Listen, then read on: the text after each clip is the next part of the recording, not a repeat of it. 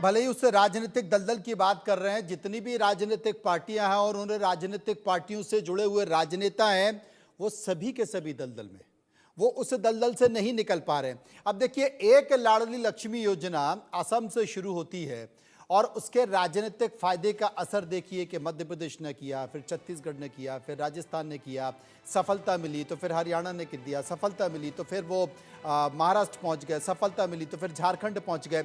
यानी कि इससे कोई फर्क नहीं पड़ता कि आपकी अर्थव्यवस्था को कितना नुकसान हो रहा है, फ्रीबीज की घोषणाएं लगातार होती जा रही है। तो इस बात का अगर अरविंद केजरीवाल ने एक मॉडल है कि बिजली फ्री, पानी फ्री, और वो मॉडल सफल हो गया राजनीति में, तो फिर सारी राजनीतिक पार्टियां उसी रास्ते पर चल रही हैं। एक बार मैं अपने तमाम दर्शकों को यह बता देता हूं, वॉल पर जाके ये दिखाता हूं कि किसको कितने वोट मिले और किसको कितनी सीट मिली, सफलता मिली अरविंद केजरीवाल के खिलाफ। भारतीय जनता पार्टी लगातार हराने का काम कर रही, लेकिन मात दे नहीं पा रही है।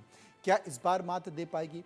और पहले की तरह अरविंद केजरीवाल अपनी फ्री बीज या कहें फ्री की रेवड़ियों को बड़े दम के साथ देने की बात कर रहे हैं, बड़ी ठसक के साथ देने की बात कर रहे हैं। और वो ये भी कह रहे हैं कि अगर आम आदमी पार्टी चली गई और बीजेपी आ गई तो ये तमाम फ्रीबीज की घोषणाएं खत्म हो जाएंगी। 2015 में क्या हुआ एक बार समझ लीजिए, वोट बैंक क्या था। आप देखिए, दिल्ली विधानसभा चुनाव परिणाम 2015 आया।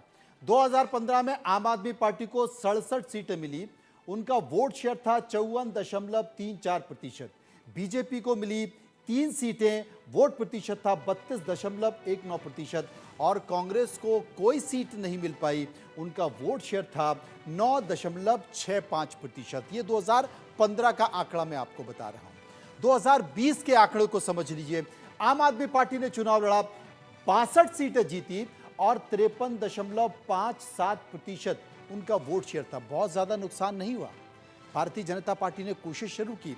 और आज जो आरोप लग रहे हैं ना कि अरविंद केजरीवाल ठग हैं, अरविंद केजरीवाल झूठ बोलते हैं, अरविंद केजरीवाल आंकड़ों के साथ खेलते हैं, वही सारे आरोप उस वक्त भी लगते थे जो 2020 में लगे, 15 में भी लगे, 2020 में आरोप लगे। और बीजेपी को कितनी सीटें मिली? बीजेपी को थोड़ी सी सफलता मिली, वो 8 सीटों पर पहुंच गई और 38.51% उसका वोट शेयर हुआ। कांग्रेस को एक भी सीट नहीं मिल पाई, लेकिन थोड़ा सा उसका वोट परसेंटेज 9 घट गया, बल्कि उल्टा और घट गया, 4.26% हो गया।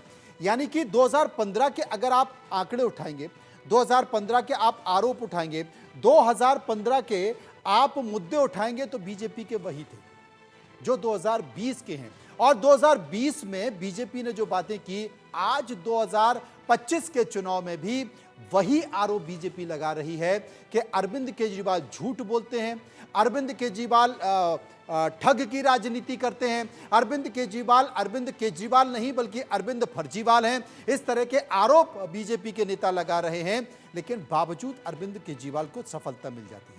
और अरविंद केजरीवाल का जो मॉडल है, जो उनकी मोडस ऑपरेंडी है राजनीति करने की, वो फ्रीबीज है, वो फ्री की घोषणा है। भले ही बीजेपी कितना आरोप लगाए, लेकिन वो बड़ी ठसक के साथ, बड़ी दम के साथ कहते हैं कि हां, मैं फ्री की रेवड़ियां बांटूंगा। और फ्री की रेवड़ियों की संख्या उन्होंने और बढ़ा दी। मैंने जैसा कि बताया कि देखिए, मंदिर के पुजारी और ग्रंथियों को 18,000 की बात कर दी है। उन्होंने संजीवनी योजनाओं की बात कर दी है, टोटल मुफ्त इलाज। और ये सारे के सारा मैं आपको बताऊंगा कि बीजेपी के आरोपों का काउंटर कैसे कर रहे हैं। लेकिन इन सब के बीच एक चीज और है जिसका जिक्र संदीप दीक्षित कर रहे थे। वो कह रहे थे कि साहब, पैसा कहाँ है? सैलरीज देने के लिए पैसा नहीं है, आपके पास सरकारी योजनाओं को पूरा करने के लिए पैसा नहीं है, दिल्ली की सड़कों की स्थिति बहुत खराब है, तो आप सारा पैसा फ्रीबीज की योजना में बांट दोगे। अब जैसे पुजारी और ग्रंथियों को आपने सैलरी देने की बात कर दी, तो आप मौलानाओं को क्यों नहीं सैलरी दे रहे हैं? उन इमामों को सैलरी क्यों नहीं दे रहे हैं जिन इमामों को भी आपने 18,000 सैलरी देने की बात की है? मौलाना साजिद रशीदी, जो कि अध्यक्ष हैं ऑल इंडिया इमाम एसोसिएशन के, उन्होंने धरना प्रदर्शन दिया और कहा कि अब हम यहीं पर भूख हड़ताल पर बैठ जाएंगे, धरने प्रदर्शन पर बैठ जाएंगे, क्योंकि हमें तनख्वाह नहीं मिल रही है। आरोप सुनिए।